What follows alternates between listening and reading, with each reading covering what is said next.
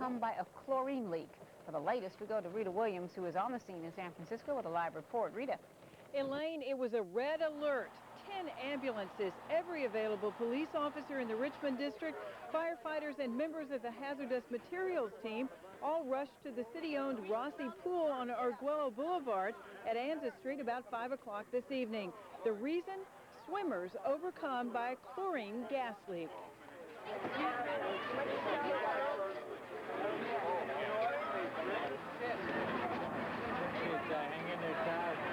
All the patients presented with similar complaints, primarily irritation of the mucous membranes, the eyes, the mouth, and some mild complaints of shortness of breath, respiratory complaints.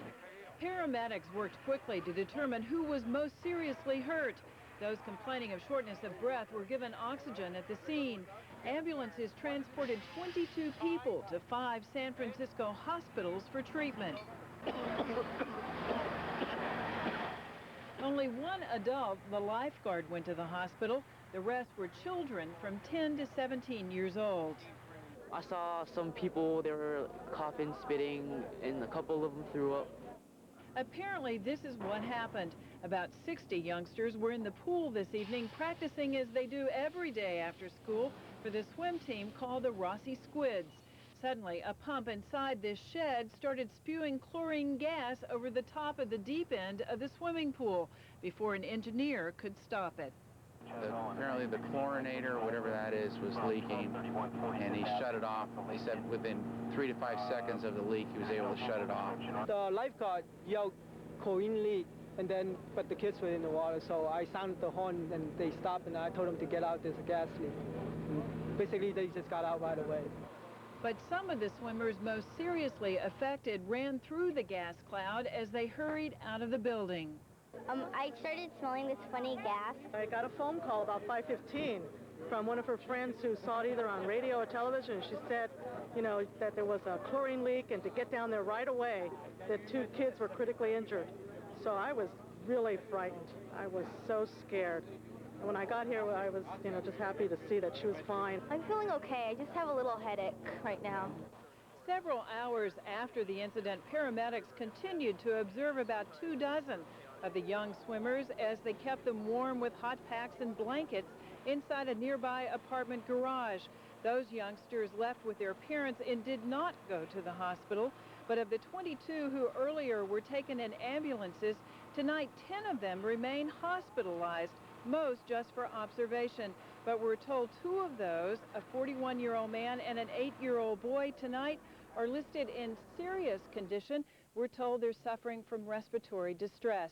There's still an investigation as to what went wrong here, and there is a sign posted that says the pool is closed until further notice. Dennis and Elaine. Rita Williams live in San Francisco. Dennis? A nationwide man. Sure whether it was mechanical or just human error, but it led to a chlorine leak at the Rossi pool in the Richmond district. Night Beat's Tom Sinkovitz with more. Dozens of children breathe the chlorine gas into their lungs. The Department of Health activated its mass casualty unit to make sure they were treated by paramedics at the scene. Their symptoms? They get wheezing, short of breath, tightness in their lungs. I believe that 2 of them already had asthma, and this type of gas cloud would aggravate that. The leak lasted only seconds before it was spotted by a worker who was changing the cylinders on the chlorine pump. The worker says a valve part broke on the pump, which is located just outside the swimming pool. A chlorine cloud formed quickly. Lifeguards, including Victor Canales, ordered the children outside. We could smell it was a strong mist. It was very effluent. Many of the children who were hurt apparently ran right into the cloud. It smelled really nasty. And the people who got it would start coughing and stuff like that. Parents raced to the scene. Some found their children on a Muni bus that served as a warm waiting room for first aid. Other victims were already arriving at hospital emergency rooms. UCSF Medical Center took in 6 children while assuring parents that none of the injuries appeared life-threatening. All of them were admitted at least for overnight observation, and not because of any serious symptoms they're showing right now, but because the effects of chlorine can show up hours later.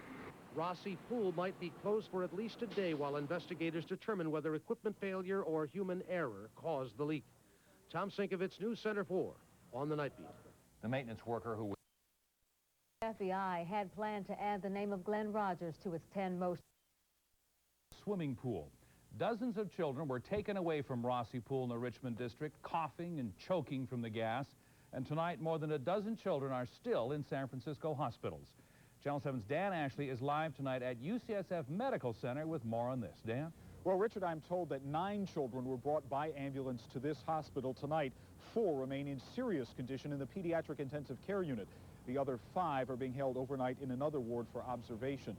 The kids swimming at the Rossi Recreation Center this afternoon know about water safety, but a chlorine gas leak, a total surprise. What hospital? They didn't tell us. Mike? No, they didn't tell us. Larry, what hospital? A frantic mother tries to get information about her daughter. She couldn't find her in the chaos. Kids spread out all over the street getting medical attention. The most seriously injured had already been taken to several hospitals. Those who remain are freezing cold and frightened. Paramedics scramble to find blankets for kids who had to rush into the street dripping wet from the pool.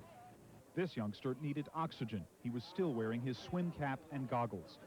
The face of another young child told a story of confusion. Kids who were there describe a frightening scene. They were coughing and spitting on the ground. They were like a couple people threw up. Here's what happened. Late in the afternoon, there were dozens of people swimming in the Rossi pool, many of them youngsters on the swim team. The machinery normally pumps chlorine into the water from underground, but for some reason a valve ruptured, sending chlorine gas into the air. Some of the kids who were most seriously affected by the gas were here on the deep end. Ma'am, look at me, look at me.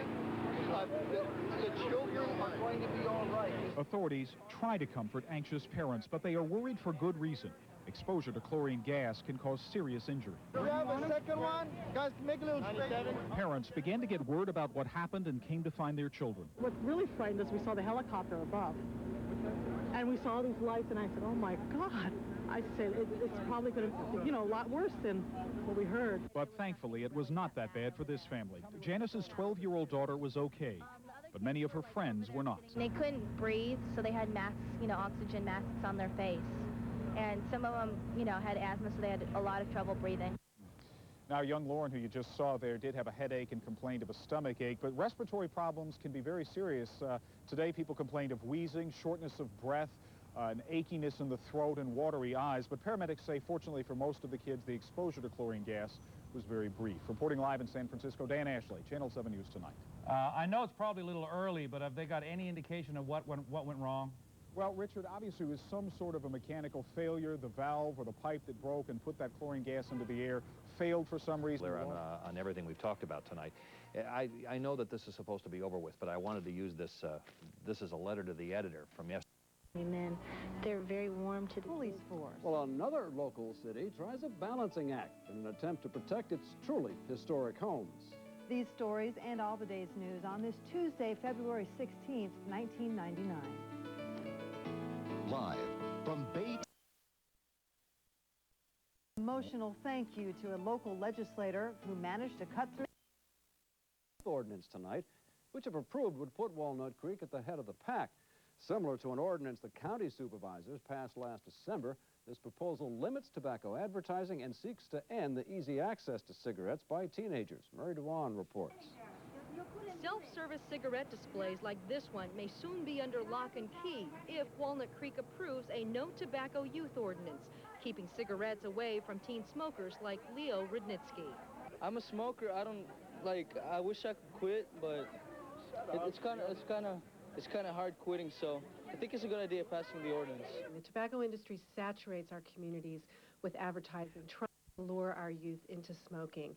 And this ordinance will address tobacco advertising and promotions by strictly limiting it in the county to areas where youth are not congregating.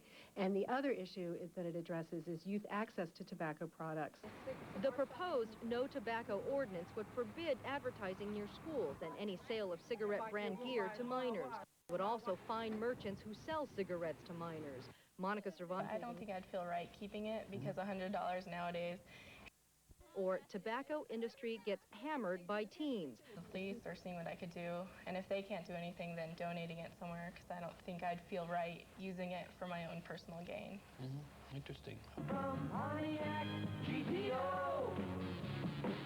With its rear spoilers, stripes, and decal-pasted bright red exterior, some thought the judge was a little over the top. But then again, this